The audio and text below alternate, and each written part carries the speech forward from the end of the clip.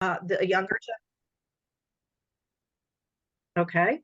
A lot of the younger generation identifies themselves as woke. Okay, what that means to us may be different to them, but there is a very there's a vigilance about social justice.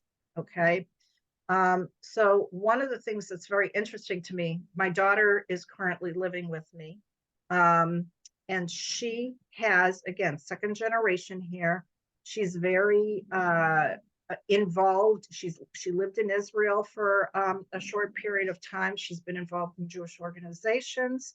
Um, she feels that she has a responsibility to help educate those in social media who view themselves in this kind of woke generation. Okay. And I want to read to you what she posted. She's been collecting these these little posts that people are writing, and it's been making her very not only angry but very very nervous. Um, she had said to me at one point, "Mom, if we're in a situation where we have to hide." Okay. And again, she was exposed to Holocaust survivors who did go into hiding. You know, what would we do?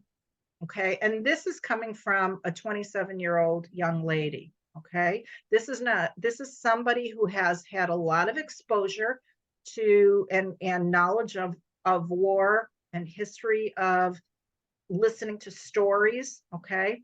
I want to read to you what she wrote though, because I think it kind of exemplifies a fight response.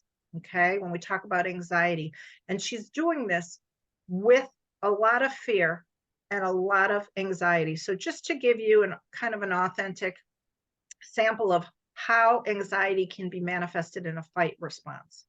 She wrote, I posted a while ago about the silence of my friends, and now anti Semitism increases exponentially every day.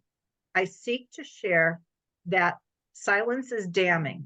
Why only support Palestinians in the conflict against Hamas and not also Israelis is anti Semitic and futile. Why I'm constantly afraid, angry, and on the edge, looking over my shoulder in America, of all places, while checking in on my Israeli friends and family and praying I don't see their faces in the news as the latest fatalities. Why I disdain the well meaning posts of my friends who want to support innocent Palestinians, same as me, but who, in doing so, share propaganda created by anti Semites, quoted the dog whistlers, don't know the full extent, context of the war, call for ceasefires, or have generally been misinformed about the Israeli Palestinian conflict and can't distinguish Israel's war against Hamas from Hamas's oppression of the Palestinians in Gaza. Why Israel is the ultimate insurance for the Jews globally, and why, as the month long war continues on, it is so important not to turn your back on Israel and your Jewish friends. And again, it's one person's response, which leads me into the whole resilience thing. Resilience is doing things to take care of yourself, to cope with the uncertainty, the challenges, the adversity. Sometimes it's referred to as having mental fortitude. So we're going to talk about some different kinds of resilience. Okay, I've talked about the problems, I've talked about the issues. I'm going to talk about now what do we do? Okay. So resilience not only helps yourself, helps your friends, communities, and systems thrive under adverse conditions. We need to do things to manage our stress and anxiety and continue to develop and improve over time. Okay.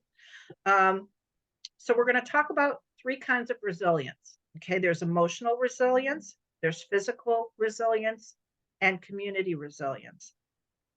And when we talk about emotional resilience, I have to say that I heard I belong to Park Synagogue in Cleveland, Ohio. We have Rabbi Scoff, and I don't know if any of you know him. He's an amazing speaker, and he talks about Jews being action-oriented people, and he talks about the optimism of Jewish people through actions. Okay, Tikkun Olam. What an optimistic, beautiful, construct.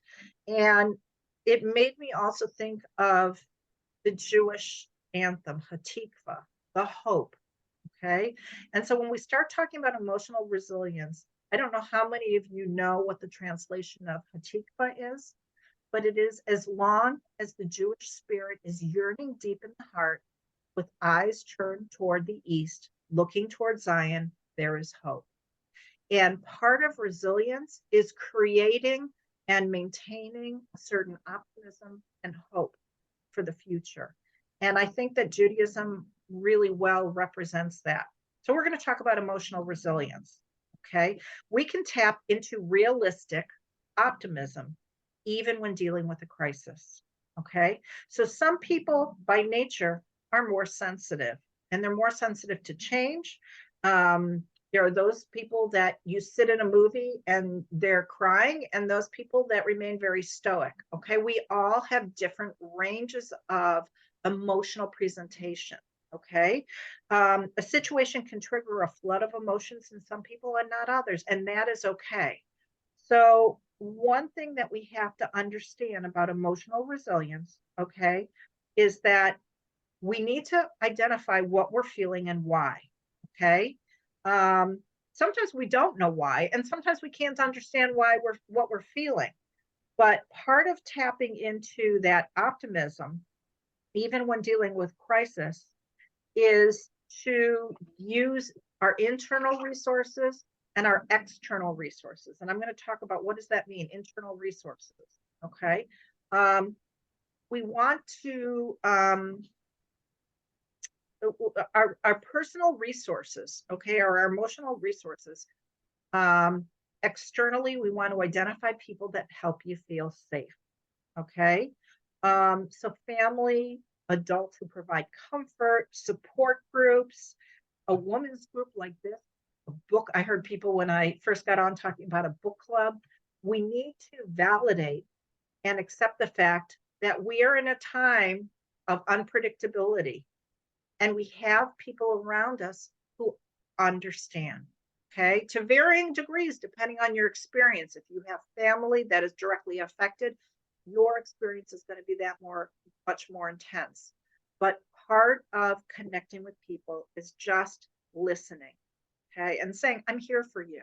Okay. Sometimes you don't have to say anything, but you have to say, I am here for you, or I'm happy to listen. Okay. That's what it takes.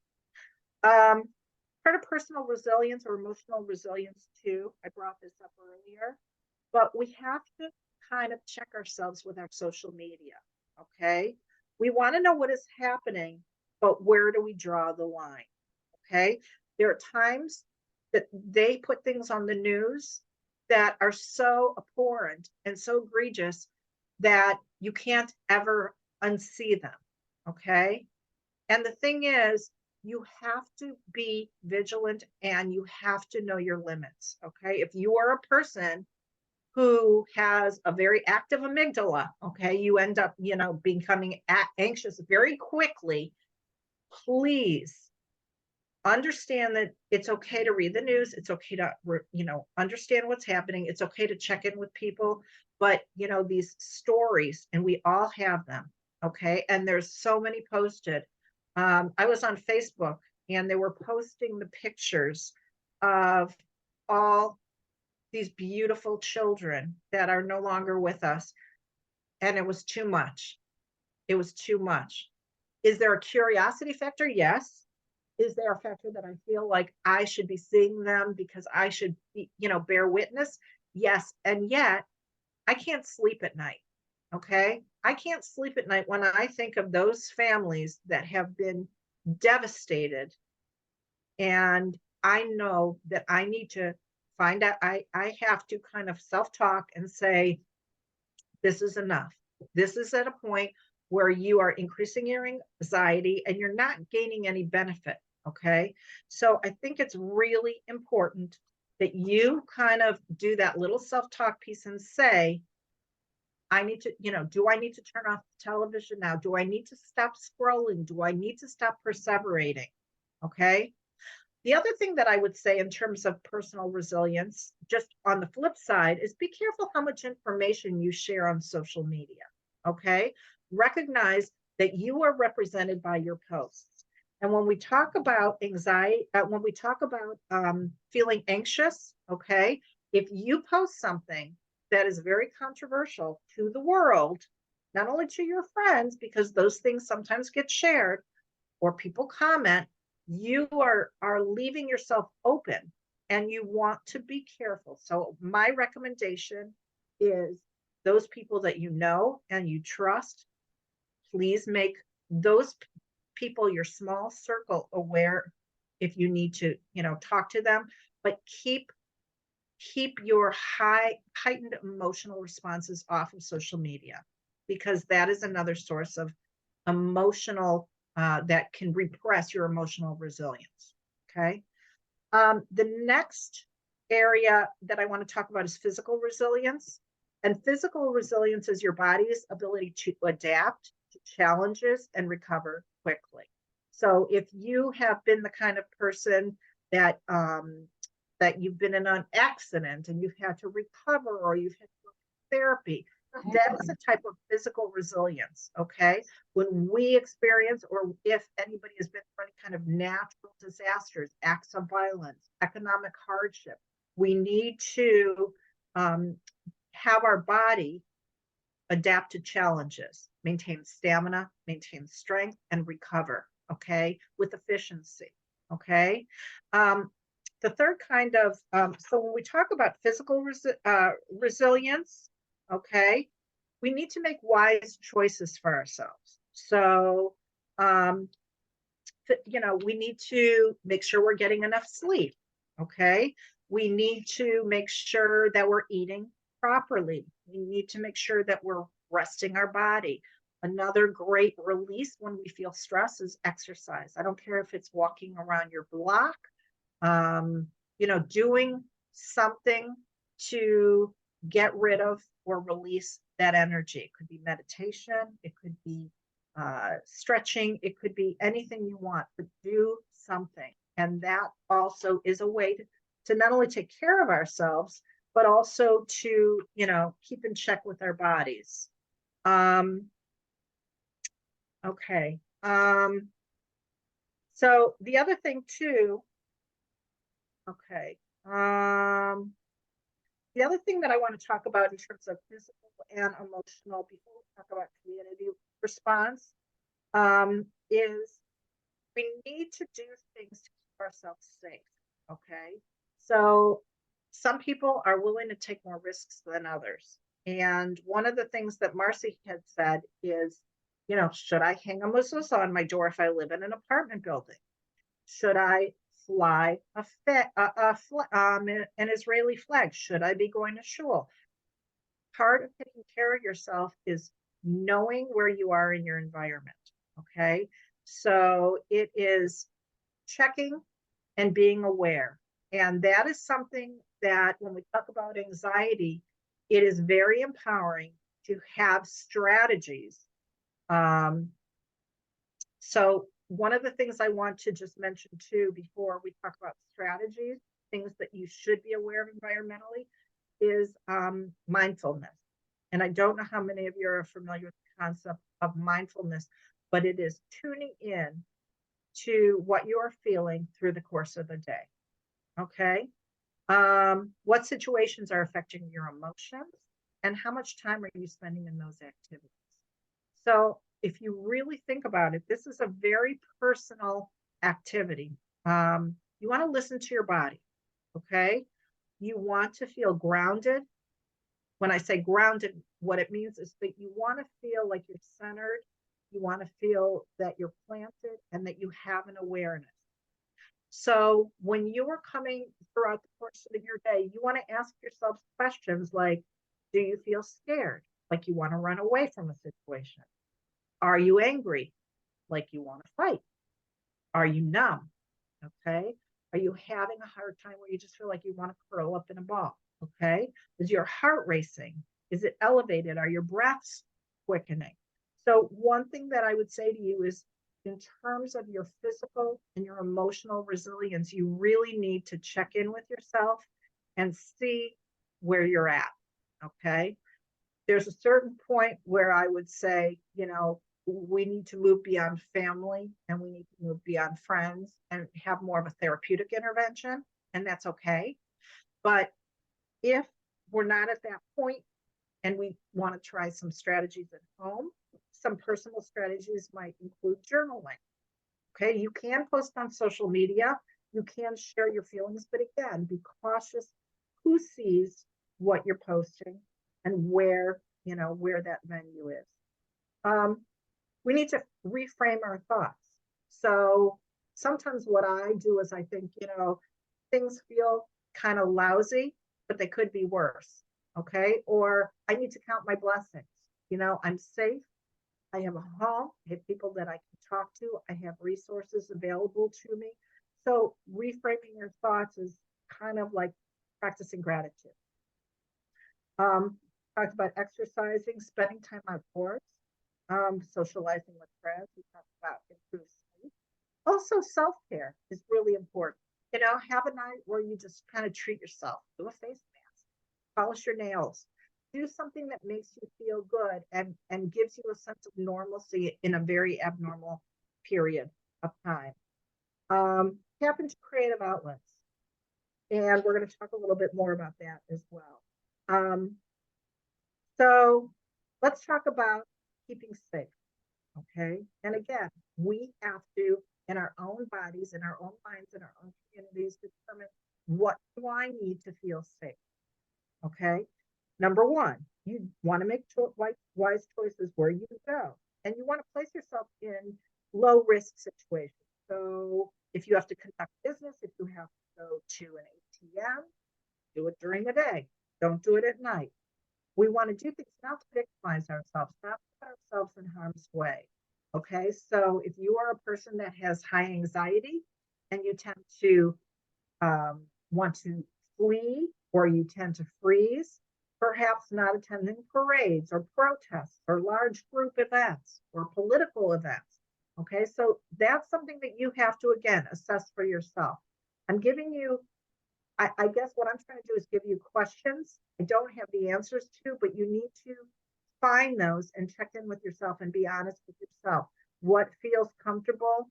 What is too risky right now? Okay. So again, Marcy had said something about keeping a mezuzah on your door of the apartment. If you're in an apartment that has good security and you know your neighbors, that might not be a calculated risk. I have mezuzahs on each door of my house. I live in a pretty safe community. If you're worried and you want to hang an Israeli flag or you're worried about mezuzah on your door, you know what? Get a ring or one of the Arlo systems. A lot of people have the doorbells now. Okay. So again, we want to do things to protect ourselves. We want to take calculated risks. Okay. Would I fly an Israeli flag right now in my neighborhood? I probably could. But again, I would want a Ring doorbell in the event that somebody would be destructive. I would want to know that I had some kind of tracking system. But I think it's a very personal decision. So just some other things, in terms of that personal and physical resilience.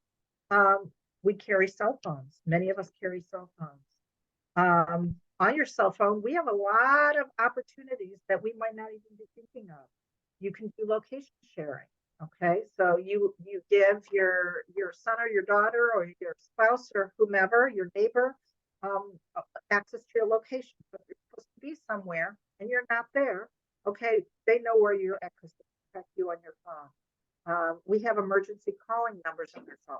Do you have somebody plugged into that? Some phones have apps with personal safety alarms. Okay. There are bracelets and all kinds of jewelry now that trigger fake phone calls. Kind of interesting. So, it looks like you're getting a phone call and if somebody's around you and they see you're on your phone, that is a deterrent.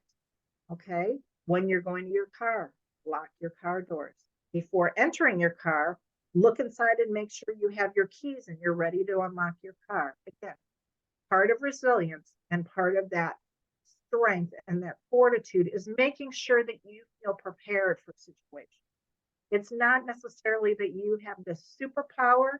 It is making sure that you're setting yourself up to the extent that you can to feel safe. You are doing something as opposed to just thinking about it and letting the feelings overcome you. You have strategies to make you feel more confident and competent. Drive with your doors locked. If you feel like somebody is following you, okay, drive to a police station. Blow your horn really, really loud. Drive to a fire station. Try to get a license plate. Um, don't leave things of value in your car or in plain sight. Okay, so if you look in people's cars, okay, you don't want something that is going to make you stand out or make you a victim of um, theft. Okay, make sure you have enough gas in your car if you have to drive in bad weather or you're traveling alone. Okay, if you're walking, even one of the things Marcy said is we have a grocery store near us in Cleveland called Heinen's, and on Sunday you can go there and there's the boobies and Mercedes and they're carrying out their groceries. And should you feel safe in a place like that? Okay, well, there are police officials there, but if you feel worried about going to places where there are a lot of Jews, okay, plan before you go. What do you need to get? Okay, walk near people. If you're, if you need to be vigilant, walking with headphones or some kind of earpiece that permits you to not maybe hear everything that's going on may not be the best in that situation. Do not overburden yourself when you're carrying packages out of a store. Okay, that's another thing that in a parking lot, if somebody sees you and you're struggling and you're trying to carry everything out, it might be easy to knock you down and take your purse or take something of value. Okay, as a person that needs to exercise physical control, a lot of times we think we should walk down, not looking, and we should actually just do the opposite. We should make eye contact with people. You don't have to stare them down, but let them know that you see them. Okay. Also know that anything that you carry can be used as a weapon. You can throw your keys. If somebody asks you for your keys, don't just hand them over, throw them. Throw dirt if it's available or stones. Don't argue. If somebody is yelling at you and calling you names, don't argue back with an aggressor. Okay. If somebody is picking a fight with you or trying to, get under your skin, that person is not being rational. Okay. And you cannot be rational with irrational people. You're not going to explain the plight of the Jewish people to them or why what they're saying is unkind. That is not an option at that point. So always remain, the bottom line is always remain alert to your surroundings. You walk with purpose and you make eye contact with everyone you pass. Okay. The last part that I want to talk about real quickly is community resilience. And community resilience is really such a beautiful thing. When I think about going to temple, especially during high holidays, and everybody is singing the same song, and I know that when my niece's bat mitzvah was in Germany, I was singing the same songs. And these songs and these prayers have been recited and chanted for hundreds and hundreds of years. And I gain great peace knowing that I am surrounded by my community that is all engaged and involved in spiritual activity. So when we talk about community resilience, it is just that. Okay, it is doing things with and for the community to gain strength and to gain empowerment from working together. I read an article, it was actually in 1993, this is a while ago, but there was propaganda that was vilifying Jews, minorities, welfare recipients, homosexuals, and it, it was in, I think it was in Montana. And what they did was there were thousands of non-Jewish homes. There were only 50 Jewish homes. And they, as an act of solidarity, lit, it was Billings, Montana. They lit Hanukkah candles. They had Hanukkah menorahs in their home. And they also, as an act of solidarity in the community, hung Israeli flags. How beautiful is that? Too bad more of the world, isn't like that. But there are lots of wonderful things that are happening in our world that we can be part of, and to create that resilience and community solidarity. There's a Jewish Change Makers program, and this what happened about I think that they marched on Capitol Hill about a week after, I think it was right around October 16th. And they delivered blue ribbons and campaign posters to every House and Senate office. And it was as an act of solidarity with the 199 hostages abducted by Hamas. And there were 50 organizations that partnered with the Jewish Federation across America to do the same. So, you know what? We can do things on a large scale. We can also do things on a small scale. There was something in the Cleveland Jewish News, and it was a family paint night at Green Road Synagogue. And the families paid a certain fee, and they painted Jewish symbols like the Chai and the Hamsa, and they did things like that. And the money was collected and sent to Israel.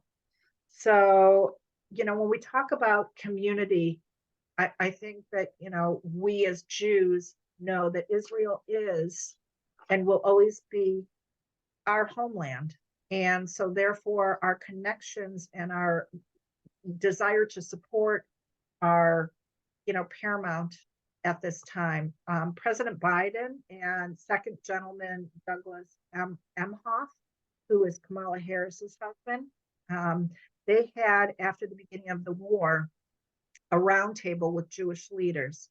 And what Douglas Emhoff had said is that and this is what he told President Biden, we cannot do this alone. The story of the Jewish people has always been one of perseverance and resilience. In dark times, we come together and we fight back, and we also seek to build a better world. And that message is what we need to each carry. We will do what we can to build a better world. And by building community resilience, we also build personal, emotional, and physical resilience. So what are some things to think about, when you talk about community? One thing that we need to think about is family preparedness. So as I mentioned earlier, my daughter had said to me, what do we do in the case that we are challenged with, the war interferes with our family in America? And it's not only the war, it's anything that could happen to us. So things I just want you to think about, if this helps you feel more safe, if it's something that you want to give food for thought to, is there a time that you ever want to discuss an evacuation plan with your family? So in the event that anything unexpected happens, okay, so where do you want to meet? Okay, another thing that you might want to consider is, do you have emergency contacts on your phone? Do you have like we have a list of emergency numbers posted on our refrigerator, okay? Part of taking care of your family too is if you have a list of medications on file. Do you have it listed with someone? Okay, God forbid you're in some kind of an accident, there's an emergency, there's an evacuation, and you need medications. Does somebody have access to that information for you? Also, do you need to have a safe place to meet up? Okay, even in the event that you have some kind of fire in your home, do you have a meetup place? Do you have somebody that everybody can contact to make sure that everybody's okay? So those are some things that you might just want to think about. And again, this is food for thought. You may have these things in place. These things may not bother you. They may not be an issue, but they may be factors that could contribute to you feeling more in control and less anxious over what might happen or what could happen in an emergency situation. The other things, when we talk about community and we talk about resilience and how it relates to Israel, is we all know that there are financial contributions that we can make. We can't donate to everywhere, but we can pick something. We can prioritize where we choose to spend our dollars. And in the event that that's not the way you want to contribute, that's okay. There are other ways to create resilience and contribute in the community. One is to identify and contact key individuals or groups in the community to listen to gain more information. Okay. So that way we're informed. We can recruit community members to do canvassing, talking to like-minded events. If you want to educate people or you feel that you need a forum for discussion, meet at someone's house, have a coffee chat, meet, and do a Zoom, like this kind of thing. It's important to communicate through letter writing, okay, voting, calling local or government officials, signing petitions, blogging. We talked about journaling. We talked about social media posts. So communication is a beautiful tool that we have that can really help a lot of people if used appropriately. The other thing that I want to say is be authentic. And when I say be authentic, what I mean is know what you support, know what you stand for, know when to fight and when to let go. Okay, we cannot take on every hurdle, every battle. We have to know where we can incite change, where we can impact others, and also we have to prioritize our communications and contributions. So again, it's a matter of checking in with your body, checking in with your emotions, checking what too much is, checking what not enough is, but being in touch with yourself. Okay, what do you need to do to feel safe? What do you need to do to empower yourself? And what do you need to do to contribute to others around you or to help other people be heard around you? So I want to finish, and I really appreciate your time tonight. I hope you've gotten something out of this, but I want to finish with a note from my sister has a friend who she met in California who moved to Jerusalem, who does nonprofit grant writing and who works with social justice organizations. And my sister has sent me some of the blogs that she's written. And I just want to conclude with this because it's a feel good. She said the response from American Jewelry has not only provided unprecedented, crucial financial resources in the wake of the war, but the emotional fuel Israelis so badly need. The funds, words, and show of solidarity have touched us deeply. The importance of this coming together simply cannot be overstated. Two of my colleagues actually started crying when support started coming in. The show of solidarity feels extraordinary. So again, so Wendy, I want to thank you. I really want to thank you because I think this was very informative. There are a couple of issues that people have brought up that I also hope you will be able to address. One of them is, and this is happening more and more often, if you see somebody tearing down posters, approach them. What should we do? Would not approach them. Okay. Again, we have cell phones. We can take pictures if we feel that is something we want to do. We can alert authorities in the area.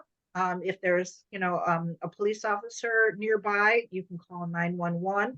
Do not approach people that are, again, I think the thing that's really important is that a lot of actions that are taking place today are by people that have acts of violence, degradation, cruelty. They have things in mind that they are doing that we are not going to go up to them and say, excuse me, please stop doing that. If you're in a crowd of people and you feel that you have a voice, if it's one person and you feel like you have a voice and you've got power in numbers. But what I would say though is that trying to overrun or overcome someone by yourself, doing an act of violence or destruction, is probably not in your best interest. Try to get some help, especially somebody that has some level of authority. And what about social media, friends? So I'll use me as an example. I have been friends with somebody for, 30 years, maybe longer. And recently he has started posting only pro-Palestinian, not Right, pro-Hamas, but pro-Palestinian stuff, right. and how Israel is, settlers and we're colonizing. And so do we block that person and not, how do we handle that?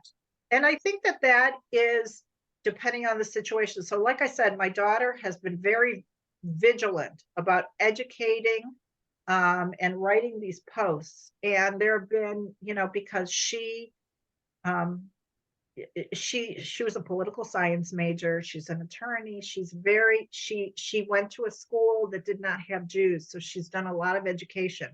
And what I will tell you is, I think it depends on the quality of your relationship, whether, can you try to educate people? Yes. Can you try to explain that, some of what they're spewing is not factual? You can give them the facts.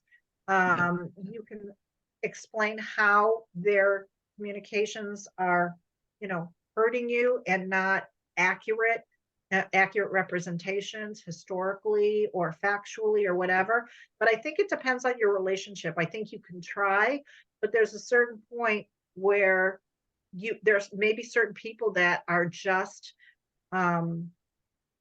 distressing, and you might have to block them or take down their posts.